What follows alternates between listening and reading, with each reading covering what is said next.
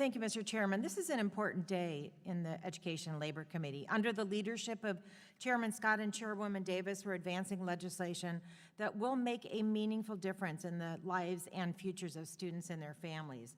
Congress does have an important role, a role based in equity, to make sure that every student can get the best education possible to prepare them for success in whatever path they take in life.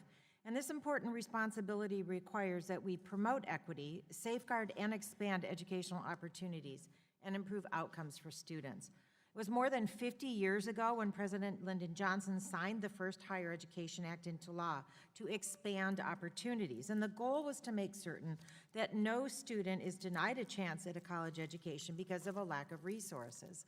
And at the time, he said, "This will swing open a new door for the young people of America. The most important door that will ever open, the door to education. This legislation is the key which unlocks it."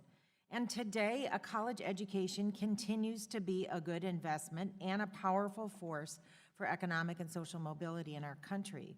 We've made some progress over the years, but many students of color, first-generation students, low-income students, still have to overcome a lack of resources and other barriers to enter into and complete college. Federal data released earlier this year revealed a 50 percentage point gap in college enrollment between low-income students and their wealthier peers.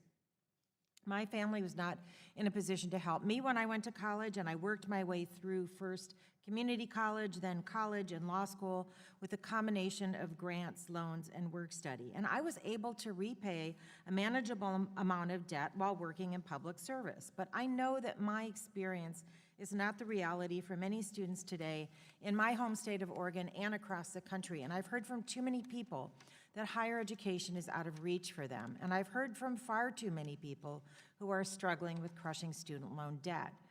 As a nation, we must do more to make sure that people of all backgrounds, and especially people from historically unrepresented backgrounds, have the opportunity to access and complete a quality, affordable higher education. Until this is true, the promise of the Higher Education Act goes unfulfilled. So today, I'm proud to support the College Affordability Act. This comprehensive update will better meet the needs of today's students by addressing barriers to degree completion, making college more affordable through a historic financial investment, and supporting efforts to close degree attainment gaps. I'm committed to working to make sure that we fully address equity issues across all courses of study from aviation to nursing so that no student is prohibited from pursuing the career of their choice. This bill is an important step toward closing these equity gaps, and I'm pleased that this bill incorporates several of my longtime priorities, including provisions from the Bipartisan Empowering Students Through Financial Counseling Act, which will strengthen financial counseling for student borrowers, the Opportunities for Success Act, which will modernize the federal work-study program to direct funding to students who need it most and help align work-study with students' interests and career goals so they get meaningful work opportunities. Students would also be allowed to earn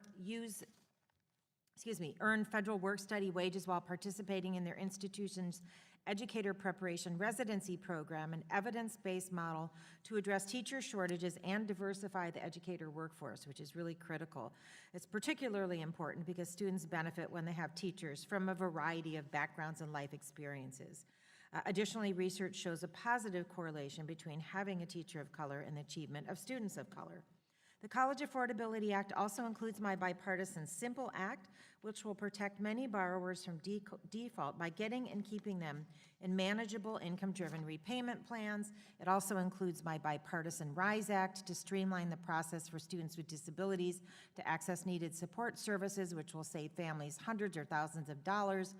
Importantly, the College Affordability Act also increases Pell Grant funding, supports school-based child care centers, provides stronger accountability measures for institutions, and creates an emergency grant program for students who encounter unexpected financial barriers.